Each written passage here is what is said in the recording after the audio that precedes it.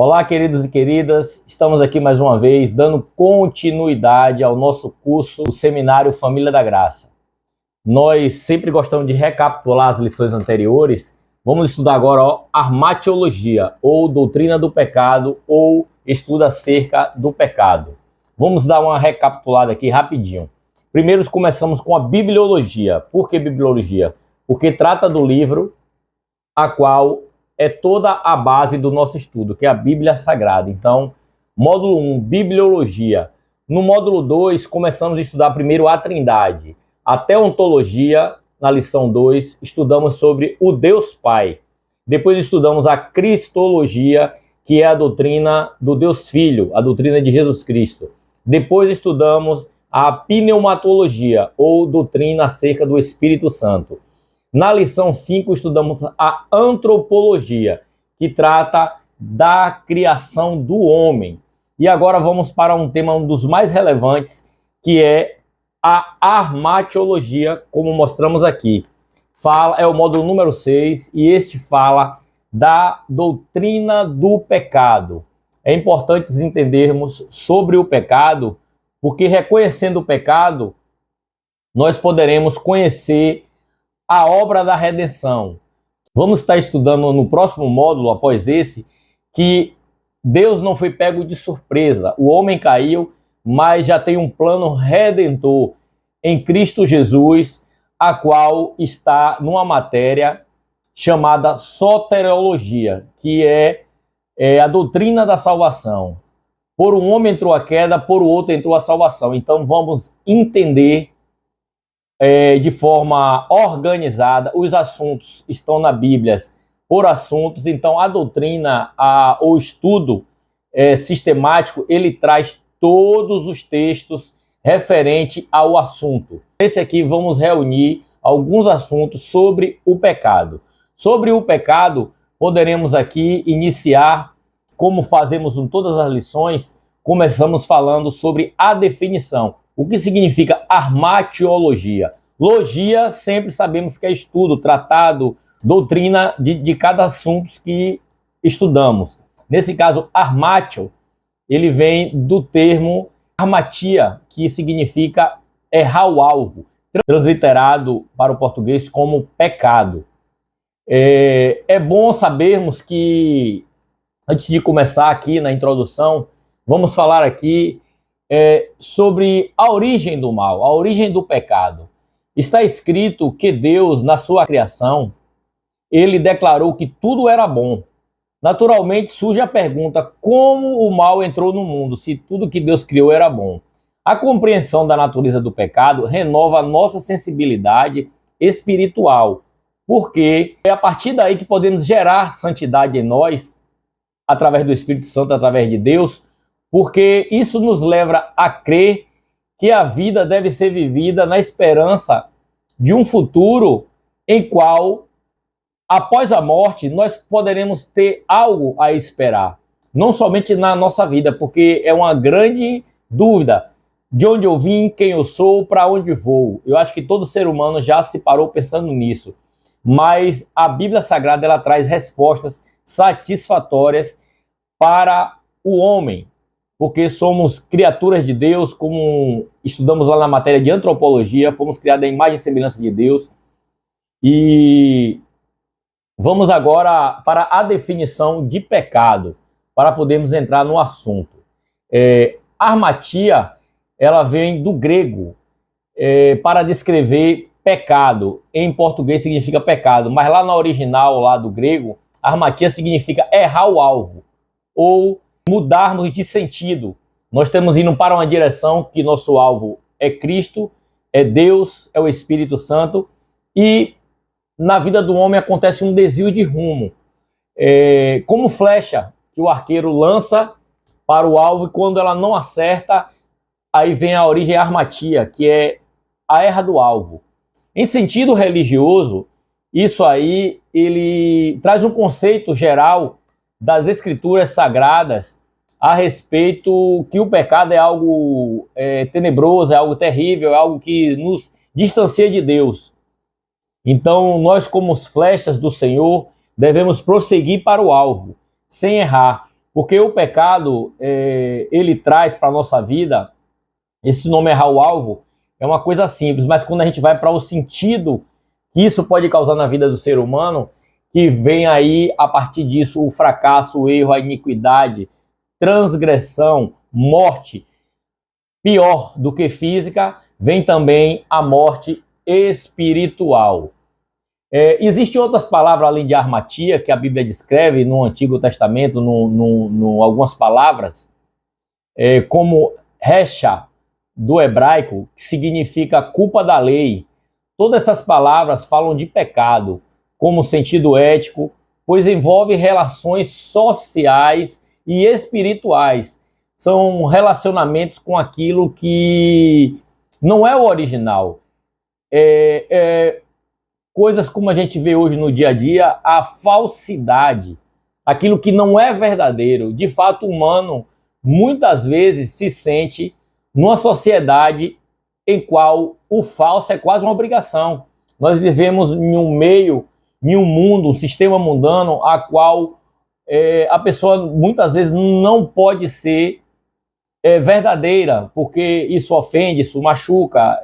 Hoje em dia, essa questão do politicamente correto. Então, às vezes, você vai falar que o pecado gera morte e a pessoa pode se sentir ofendida. Ah, está desejando a morte. Não, são consequências.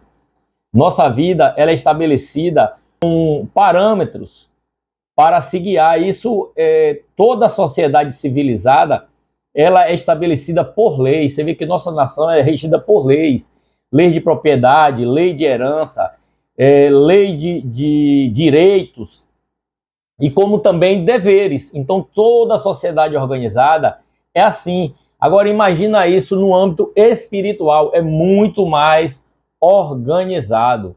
O pecado, ele provém de uma mentira, engodo, engano, falsa aparência. Desde a criação, vimos lá o engano, como Satanás, ele, em forma corpórea daquela serpente, ele seduziu Eva.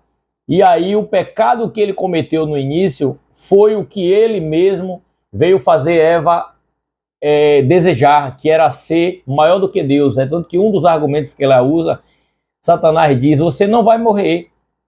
Ele diz que você vai morrer, mas vocês não vão morrer. Pelo contrário, vocês serão deuses, serão igual a ele.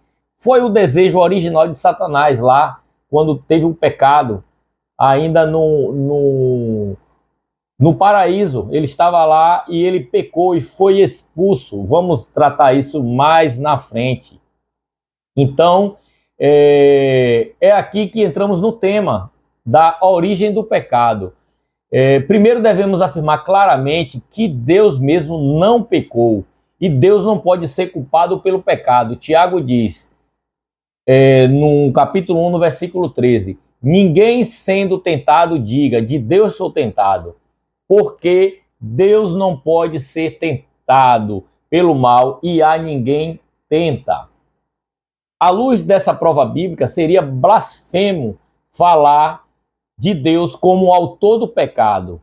Foi o homem que pecou e foram os anjos que pecaram, e ambos os casos eles fizeram isso de escolha deliberada, escolha deles mesmos. Eles decidiram, porque, como falamos, Deus criou e deu o livre-arbítrio. Deus não criou robôs do modo engessado, ele deu ao homem características semelhantes, que é de tomar decisão, vontade, como falamos, uma personalidade, ela tem vontade, ela tem intelecto e ela tem sentimento. Então, partiu do homem o desejo de pecar. Satanás fez pelo engodo, enganou a Eva, Eva passou isso para Adão, a qual cedeu e também pecou. Vamos ver aqui algumas teorias falsas sobre a origem do pecado. O ateísmo, ele nega que o pecado seja real. Primeiro, que o ateu, ele diz que Deus não existe. Se não há Deus, não há pecado. O fundador do ateísmo científico na antiga União Soviética. O pecado não é mais do que a justiça social. Se o pecado fosse realmente algo social, o problema seria social e não espiritual. Isso é totalmente contrário ao ensino das Escrituras. Então, vemos que o pecado não é algo social, como Karl Marx afirma. Porque senão ele ficava no âmbito social, mas isso não, isso causa o dano espiritual na vida do homem, a sua depravação, a sua queda, a sarjeta que o homem vive sem Deus, as mazelas da humanidade. Tem uma corrente também falsa, que é a do determinismo. Essa teoria afirma que o livre-arbítrio é uma ilusão. Na realidade, no determinismo, é uma forma para se desculpar o pecado. Fazendo disso, o pecador é uma vítima, que merece, ao invés da punição, do castigo, ele merece ser tratada como vítima. Eu quero dizer que houve sim livre-arbítrio, o homem teve decisão. Deus disse, ó, de tudo comerás, mas desta não comerás, porque esta aqui trará o conhecimento do bem e do mal. Claro que o homem, ele foi criado de uma forma santa e não tinha o mal. Então o homem descobriu o mal, porque ele quis, por vontade própria, comer daquele fruto, a qual abriu seus olhos e ele caiu. Tem também a corrente do hedonismo. Este afirma que tudo que causa prazer deve ser praticado. Não se preocupa com o que é certo ou errado, é tudo uma questão relativa. Chega a dizer que o homem deve liberar suas inibições. Em linguagem simples, ele deve ceder à tentação, porque reprimir a tentação, isso é até prejudicial para a saúde. Então, pecar à vontade, errar à vontade, e geralmente o pecado, ele causa danos ao outro. Roubar é pecado, causa dano ao outro. Adulterar causa trauma também no outro. Tirar a vida. Então, todos os preceitos que Deus tem colocado, o pecado se opõe ao que é de Deus. A divisória entre bem e mal está errado. É a antiga mentira de Satanás. Certamente não morrerás. Então, peque à vontade, faça os seus desejos. Isso é bom para você. Você é o que você deseja e nada... O que importa é ser feliz. Quer dizer, aos olhos humanos. Faça o que está no seu coração, mas a Bíblia já disse que enganoso é o coração do homem. Para ele é bom, mas no final leva à morte. Por isso devemos levar o nosso sentimento, que também é representado como coração, a Deus, de forma que tenhamos o nosso coração esquadrinhado pela palavra de Deus, alinhado com o que é sagrado, essa qual é a vontade de Deus, que é boa, perfeita e agradável para o homem. Tem outra teoria, uma corrente de pensamento, que é a teoria da evolução. Essa teoria considera o pecado como a herança do animalismo primitivo do homem. Se o homem veio do animal, então ele age por instinto. Só que,